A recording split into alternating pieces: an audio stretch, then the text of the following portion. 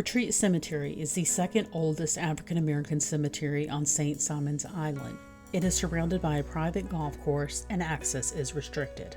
To visit a loved one, you must be questioned by a guard and then pass through a gate. The cemetery is next to the golf course under century-old live oaks. Descendants of those who were enslaved at Retreat Plantation can choose to be buried in the cemetery. Charlie King is among those who lay at rest in Retreat's burying ground. While interviewed, Joe Roy Pinckney provided some details about his great-grandfather-in-law, Charlie King, who was born in 1877 to Virginia King. Papa Charlie was married to Chloe Murphy, and they had one child named Virginia. Virginia had 2 children, and her daughter Eliza was Joe's mother-in-law. I remember Charlie King as a kid. I used to see him because he lived on the corner there. He would always yell, "Boy, get off my grass. Get off of this. Don't step in the yard." And he made nets. He used to And build boats. Yeah, Build boats. Yeah, he made nets and stuff. And wasn't he free? Yeah, he was free. Born free, but he was acknowledged. That's the point. He was acknowledged as a king. Amy Roberts, a lifelong resident of St. Simon's Island, is a descendant of Chloe Murphy and was asked about her relatives buried at Retreat Cemetery. My mother, my father, my 2 uncles, my 2 aunts, my sister, and 2 sisters. And, extended family like Papa Charlie and the Bernard family, and we can say the Shepherd family, and there's a few of the Cummins family, and it's just a whole bunch of people. The Life family. Just about everybody out there is related to me. Amy started visiting Retreat Cemetery at a young age. She told me her first memory of the cemetery was when she was 6 or 7 and her uncle, Nicky Ben Harmon, died. My mother was kind of spiritual, and we used to go out there and talk to her mom and talk to her brothers and stuff like that. So anytime that I'm feeling lonely or I need to feel her presence or something, I need to feel somebody's presence. So that's when I go. Or if things isn't really going the way I think it should go. I visit Retreat all the time because, I do believe in those spirits.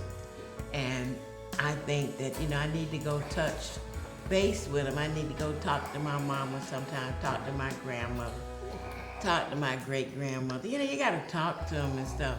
Joe's wife, Patricia Pinckney, has family buried at Retreat. Her mother, sister, and a nephew. That all of his descendants, and I think since then we've buried 3 or 4 for my wife's people in that cemetery. And again, it's always amazing because I look around, and I see this guard, and I see people that are out there playing golf, and they're looking over there. They're saying,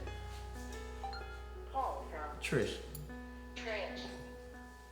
They're looking over there saying, what in the hell, are these black people doing over there? They're burying somebody, Well, go away and learn. I mean, they wouldn't approach, I guess, I don't know. But I always look at the ones who are looking. And they just don't know. They just don't know. And so I don't hold that against them. I just, how you doing? And keep on going. Once there was no gate and there was no guard, but now there are both. I've seen a lot of changes. We have changed guards here, and we have changed the person that's handling the business now, and so we got to have some new rules because we had to have permission. You have to tell them. They want to know. Before it was like this, they would say, is he affiliated with Retreat Plantation? And then that's that. And then somebody might list a couple of people that was at Retreat. I just tell them I'm going to the cemetery. The current generation is not as interested in visiting Retreat Cemetery. Amy said she would love for them to go to the cemetery more often. Yes, and and while we're there, well, when I'm with the nieces, we talk about how mom was or how dad was, and little things she used to say, and Amy, do you remember when she did such and such? Yes, I do. Just we have a nice little conversation, and then of course they do whatever they want to do, put plants down or flowers down or whatever. It's a way of keeping the memory alive. They call me a memory keeper. Beneath live oaks lie the memories of those in the Retreat burying ground. In order to keep those memories alive, the next generation will need to learn and know the stories to continue the tradition and memorialize those at Retreat burying ground.